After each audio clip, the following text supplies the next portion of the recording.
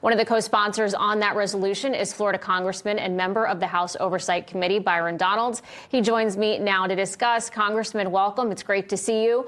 Conservatives are getting flack for this from the fake news and their Democrat counterparts. The Democrats arguing that the Constitution doesn't say anything about illegals voting in local elections and that the GOP is attempting to disenfranchise voters. What do you have to say to them?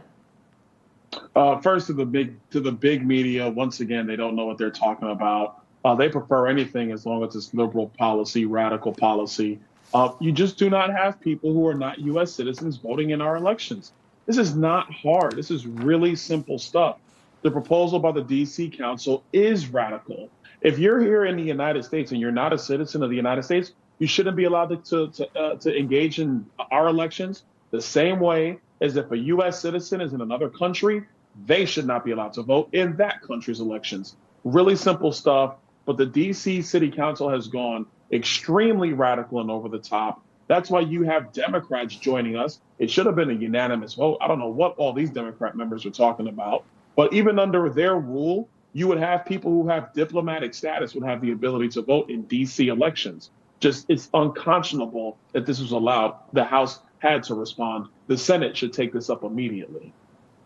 Yeah, completely agree. And it's so radical, in fact, that even D.C.'s Mayor Muriel Bowser does not support it. And the Washington Post editorial board said it's a bad idea and unwise and unradical. Again, Washington Post, if they're saying that. But take a listen, Congressman, to some of your Democrat colleagues defending allowing these illegal aliens the right to vote.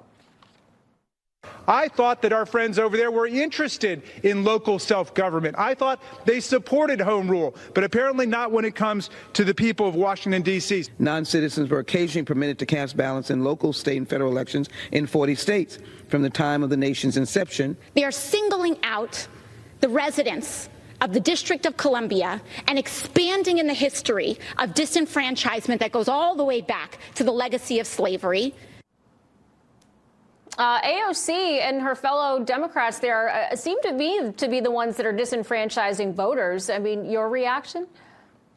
First of all, the hyperbole from them is just ridiculous. I got no comments for what they specifically say.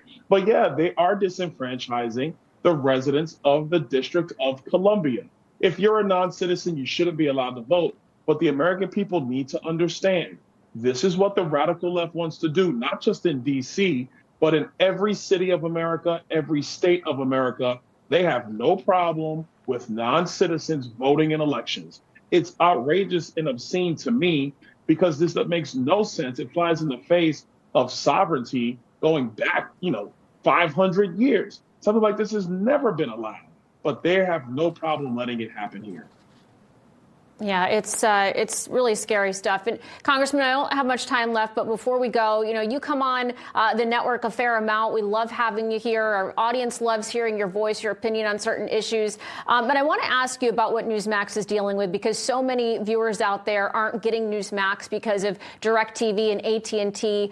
We've heard countless lawmakers pledge investigations into them censoring conservative news outlets like Newsmax and OAN.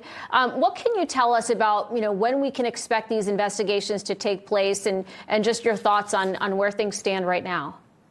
Well, first of all, this situation with DirecTV is something that is just not good. It makes no sense to me why Newsmax is being singled out like this. Secondarily, especially when you compare Newsmax and their viewership to other frankly, channels that are on DirecTV. That makes no sense at all. But this is something where me and my colleagues, we're actually looking into this right now as we speak. And so I don't want to announce anything right now, but we definitely are looking into this because we obviously have an issue with a lot of media companies silencing conservative thought and conservative speech. And the one thing we're committed to is doing everything we can to put an end to it. Well, Congressman, we appreciate your work and look forward to hearing more about those investigations. Congressman Byron Donalds from the great state of Florida, thanks for joining us tonight. Anytime.